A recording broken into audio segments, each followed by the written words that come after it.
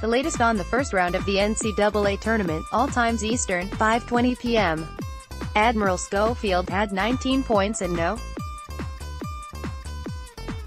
2-seed Tennessee held off a second-half rally by no. 15-seed Colgate for a 77-70 win in the first round of the NCAA Tournament. Jordan Bowden added 16 points and Jordan Bowden 14 for Tennessee, 30-5, which advanced to play Iowa on Sunday. The Hawkeyes beat Cincinnati earlier in the day. The Raiders, 24-11, erased a 42-30 halftime lead by Tennessee with an 11-2 run to tie the score midway through the second half and keep the game close after that. Schofield hit back-to-back three-pointers to give Tennessee a cushion with 45 seconds left, and Bowden and Schofield followed up with a pair of foul shots each to extend the lead as Colgate ran out of time. Mitch Stacy reporting from Columbus, Ohio. ____ 5:15 p.m. Number 1 seed Virginia avoided the ignominy of another first-round NCAA tournament upset, rallying from 14 points down to beat number 16 seed Gardner-Webb in the South region. The Cavaliers were the top overall seed last year but lost 74-54 to 16th-seeded UMBC. It was the first, and still the only, time in 35 years that a 1 seed has fallen in its opening game. The Cavaliers trailed 30-16 with 6:42 left in the first half but rallied and cut the Runnin' Bulldogs' lead to 6 at halftime. Virginia then opened the second half with a 25-5 run that ended any ideas of another one and done.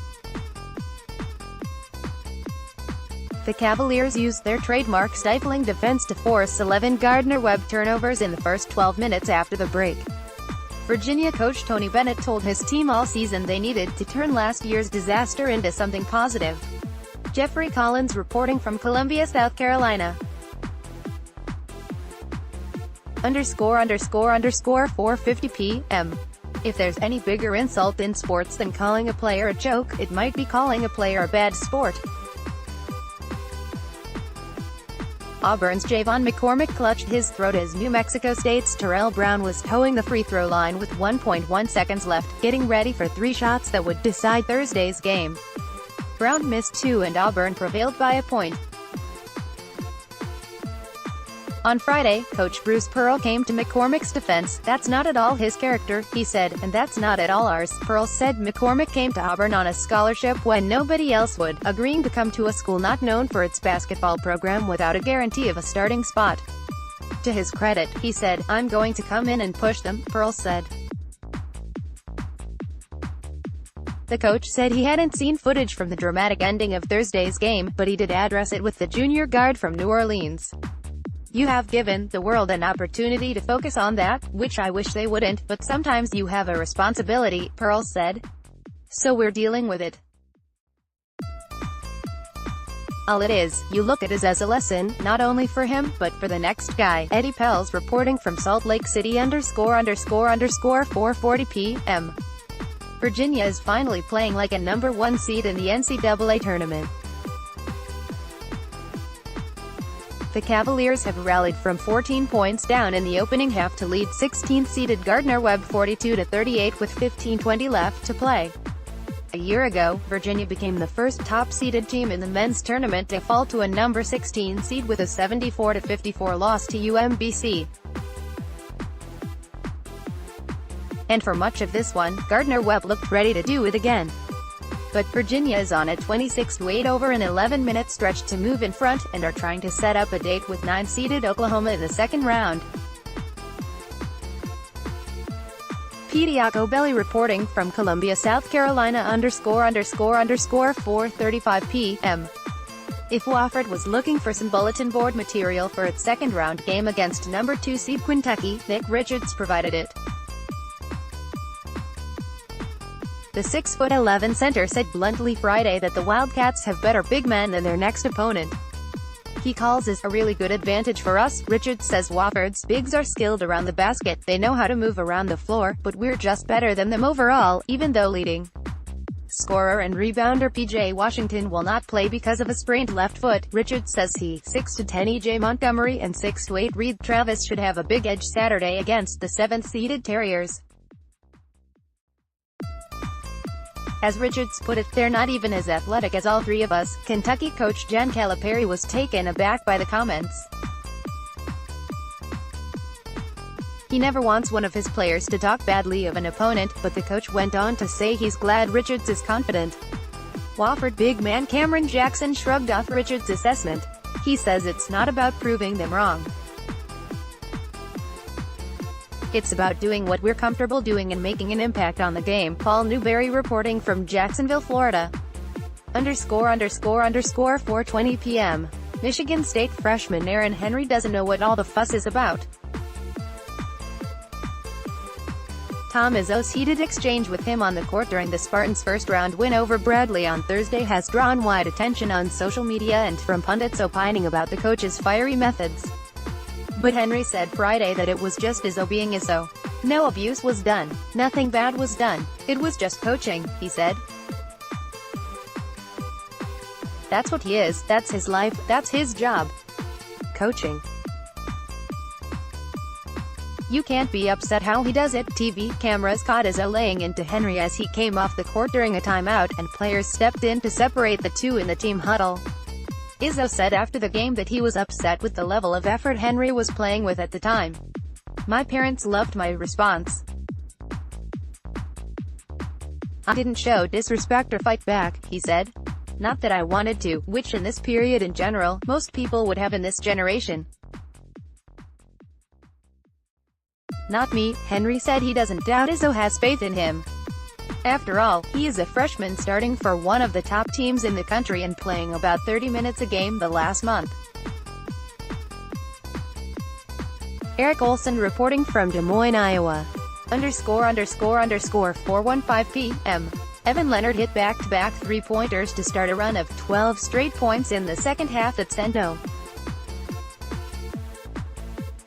13-seed UC Irvine to a 70-64 victory over 4th-seeded Kansas State. The Anteaters, 31-5, held on after that run and stunned the regular season co-champions of the Big 12 for the first tournament win in school history. UC Irvine lost 57-55 to Louisville in 2015 in its only previous trip to the tournament. 1 year after making a run to the Elite Eight, the Wildcats 25-9 had a short stay in the tournament as they struggled to decipher the Anteaters' zone defense and missed star forward Dean Wade, who was sidelined by a foot injury. Kamau Stokes led Kansas State with 18 points. Josh Duba reporting from San Jose, California. ___4:10 p.m. The unthinkable is happening to Virginia, again, in the NCAA Tournament.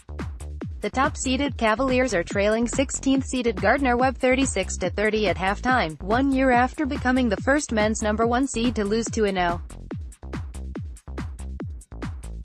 16 since the tournament expanded to 64 teams.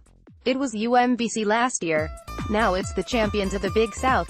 The Cavaliers came in with 29 wins and a share of an Atlantic Coast Conference championship. But they were out-hustled and at times lost in the first half as the Bulldogs led by as many as 14. Virginia closed the half with a 14-6 run in the final 7 minutes.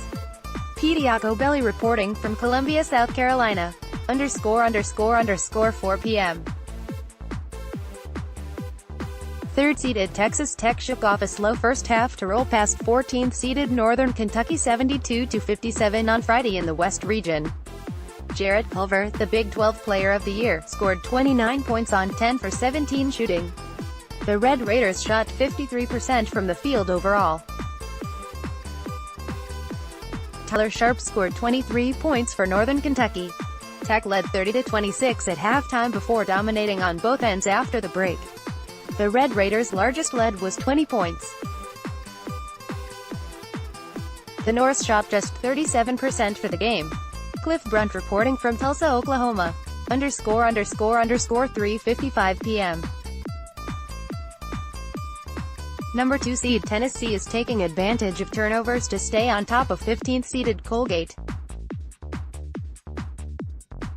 The Pioneer League champions turned the ball over 8 times in the early going, leading to a 42-30 Tennessee lead at halftime in Columbus, Ohio. Lamont Turner and Jordan Bowden have 10 points apiece for the Volunteers, who lost in the first round of last year's tournament to 11th-seeded Loyola of Chicago. Jordan Burns has 12 points for Colgate, going 4 of 5 from three-point range. Colgate is seeking its first tournament in 3 tires. Its last chance came in 1996. Mitch Stacy reporting from Columbus. ___3:50 p.m. P.J. Washington is out for Kentucky's game against Wofford in the NCAA Tournament. The sophomore forward sprained his left foot in the Southeastern Conference Tournament last weekend, and it hasn't healed as quickly as the Wildcats were hoping. Washington missed their opener against Abilene Christian, but no. 2-seeded Kentucky had more than enough talent to make up for his absence. The Wildcats romped to a 79-44 victory. Wofford is expected to present a much tougher challenge in the second round Saturday, especially with Washington watching from the bench. He is Kentucky's leading scorer and rebounder. The ailing foot was placed in a hard cast that likely will come off early next week. Then, Coach John Calipari said, "It's just a matter of making sure Washington is fully recovered. If Kentucky beats Wofford, he might be able to return for the round of 16. Paul Newberry reporting from Jacksonville, Florida. ___3:25 p.m. Number 1 seed Virginia is having a difficult time early with 16th-seeded Gardner Webb. Remind anybody of anything? The Cavaliers trailed in the opening minutes Friday, missing 3 of their first 5 shots and making a pair of turnovers against the long shots from the South region. Virginia entered the NCAA history books last season as the first men's number 1 seed to lose to a number 16 when it fell to UMBC. The Cavaliers talked Thursday of wanting to get past that loss with a solid performance against the Bulldogs to start their tournament run. Petey Acobelli reporting from Columbia, South Carolina. ___3 p.m. Max Hazard provided an exclamation point to the first half for UC Irvine. Hazard's three-pointer at the buzzer sent the 13th-seeded Anteaters into the half tied at 30 with 4th-seeded Kansas State in a first-round matchup in the South region. The Wildcats, who won the regular season Big 12 title, ended the half on a major shooting drought, missing their final 11 shots over the final 6-18. Kansas State's leading scorer, Barry Brown Jr., was held scoreless in 6 minutes. He was sent to the bench early with 2 quick fouls. Josh Dubow from San Jose, California. ___2:55 p.m. Luka Garza scored 20 points, Jordan Bowden made a 3-point play during Iowa's closing surge, and the 10th-seeded Hawkeyes kept the Big Ten perfect in the NCAA Tournament against Cincinnati. Hawkeyes rallied from an early hole for a 79-72 victory over the No. 7-seed Bearcats, moving the league to 6-0 with Ohio State and Wisconsin still to play later Friday. The Hawkeyes, 23-11, got their first NCAA tournament win in 4 years despite what amounted to a home crowd for the Bearcats, who couldn't overcome a subpar game by Jaron Cumberland. For Cincinnati, 28-7, it was another early flameout. The Bearcats haven't made it past the opening weekend for 7 straight years. Joe K. reporting from Columbus, Ohio. ___2:50 p.m. Christian Doolittle scored 19 points and matched a career high with 15 rebounds as No. 9-seed Oklahoma blitzed Mississippi from the start in a 95-72 victory on Friday in the first round of the NCAA Tournament. The Sooners, 20-13, had 4 players score at least 18 points and shot 58% from the field. Oklahoma scored on 8 of its first 9 possessions and led 12-0 less than 3 minutes into the game. The Sooners advanced to play the winner of number 1 seed Virginia and 16th seed Gardner Webb. Terrence Davis led Ole Miss, 20-13, with 17 points. Jeffrey Collins reporting from Columbia, South Carolina. 2:45 p.m.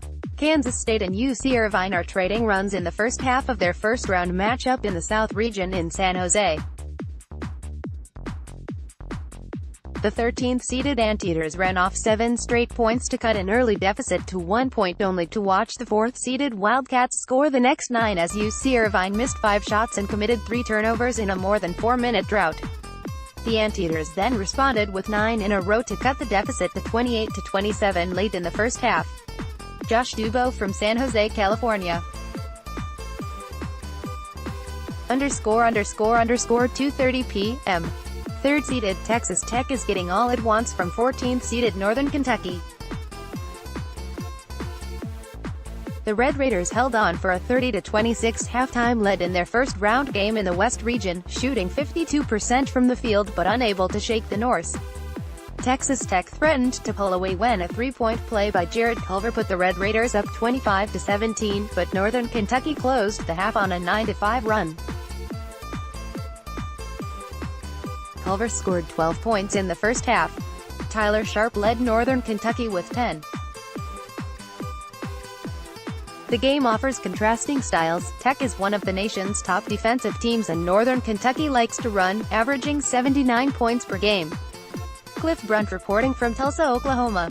2:10 p.m. Kansas State has gotten off to a fast shooting start in front of a sparse crowd in San Jose, California, in its game against No. 13-seed UC Irvine. The 4th-seeded Wildcats got 3-pointers in the opening 3 minutes from Barry Brown Jr., Xavier Sneed and Kamau Stokes to take an early 9-5 lead. The Wildcats are trying to replicate their run to last year's Elite Eight, when like this year they were without star forward Dean Wade. The two teams had an early 11 a.m. tip-off on the West Coast, and the stands were only about 1/3 full for the start of the 4-game slate. Josh Dubow from San Jose, California. 2:05 p.m. Florida State forward Phil Cofer is with the team the day after his father died. Cofer found out after Thursday's first-round victory over Vermont that his father had died at age 58 after a long illness. Mike Cofer was an NFL linebacker with the Detroit Lions from 1983 to 92. Seminoles coach Leonard Hamilton said Phil Cofer will remain with the team for Florida State's second-round game on Saturday against 12th-seeded Murray State. "Our heart goes out to the Cofer family," Hamilton said. "We'll there for Phil in any way possible," Hamilton said. It has not been determined if Phil Cofer will play against Murray State. Cofer, a senior starter, missed the first-round game with a foot injury. Ralph Russo reporting from Hartford, Connecticut. 1:55 p.m. Gamblers are putting their money on at least 2 potential upsets in the remaining first-round games of the NCAA Tournament: UC Irvine over Kansas State and Liberty over Mississippi State.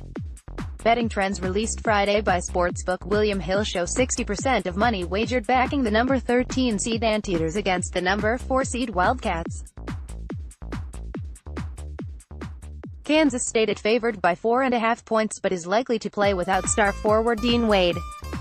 Some 70% of the dollars gambled back the number 12 seed Flames to cover against the 5th-seeded Bulldogs. Both the Anteaters and Flames have more actual wagers backing them, too, meaning both casual bettors and big-spending gamblers agree on the picks. One spot where the sharps and squares disagree: number 6 seed Buffalo against 11th-seeded Arizona State. About 55% of tickets are backing Buffalo favored by 5 points, but 56% of the money gambled is on the underdog Sun Devils. That difference shows that pro bettors are going against the opinions of casual fans who generally bet less money. 1:40 p.m. 9th-seeded Oklahoma showcased some of its best defense of the year in building a 50-33 lead over No. 8th-seed Ole Miss at halftime of their first-round game in South Region.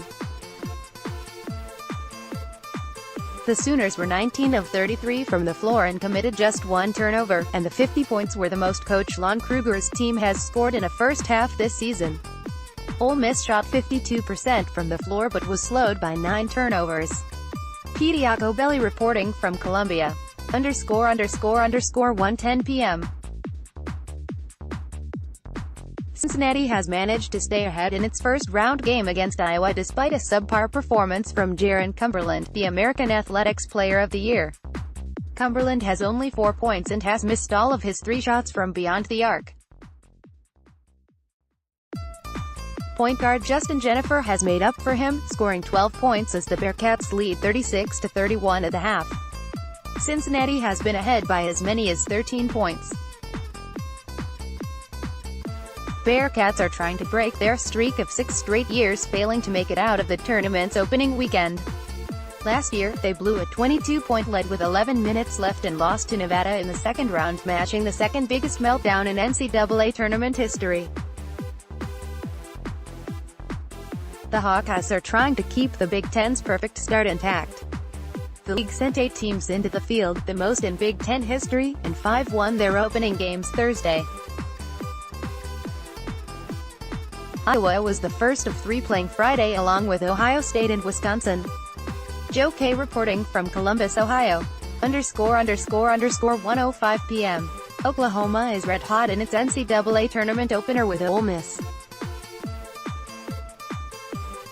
The Sooners have made 12 of 15 shots over the first 9 minutes and raced out to a 29-16 lead in their South Regional first-round game in Columbia, South Carolina. Christian Doolittle has 8 points and Christian James has hit both his 3-pointers for the Sooners, who missed their first shot before knocking down 8 in a row. Oklahoma was a bubble team that barely squeaked into the field of 68. Petey Jacobelli in Columbia. ____ 12:30 p.m. NCAA President Mark Emmert was on hand for the first NCAA Tournament regional games to be played in Columbia, South Carolina, since 1970. The lapse of nearly 50 years came because of the University of South Carolina's aging arena, but that was rectified with the opening of Colonial Life Arena in 2002. Then, the 18,000-seat building could not host the next 13 years due to the NCAA ban because the state of South Carolina flew the Confederate flag on State House grounds. The flag was removed in 2015 in aftermath of the killing of 9 people at Charleston's Emanuel AME Church, and the NCAA reversed its ban soon after and the school and city bid for a regional. Emmert said he's happy with what he sees. First-class administrators at South Carolina and top-notch people at the NCAA helped put things together, he said, and things look great. Petey Jacobelli reporting from Columbia. ____ 12:15 p.m. Iowa and Cincinnati are underway in the first game of the Friday slate in the NCAA tournament. The No. 10-seed Hawkeyes can score points in bunches, but they are also prone to getting blown out, making them one of the more mercurial teams in the field. The 7th-seeded Bearcats are a bit more steady, and have a certain toughness common in Mick Cronin's teams. The winner gets the Colgate Tennessee winner on Sunday. Other early games include 8th-seeded Ole Miss against No. 9-seed Oklahoma in the South region, and 3rd-seeded Texas Tech against number 14-seed Northern Kentucky in the West. ____ The first round of the NCAA tournament is set to conclude Friday with plenty of star power taking the floor, notably Zion Williams and No. 1 overall seed Duke. The Blue Devils play in North Dakota State in the East region. Virginia tries to avoid losing as a top seed for the 2nd straight year, while fellow No. 1 seed North Carolina opens its tournament against Iona. Mid-major powers Houston and Buffalo also get going while upset-minded 12 seeds Liberty and Oregon are in action. The first game on the docket is Iowa, the No. 10 seed in the South region, against 7th seeded Cincinnati. The winner takes on the Colgate Tennessee winner on Sunday. ____ More AP College Basketball. http://apnews.com/March Madness and http://twitter.com/app_top25.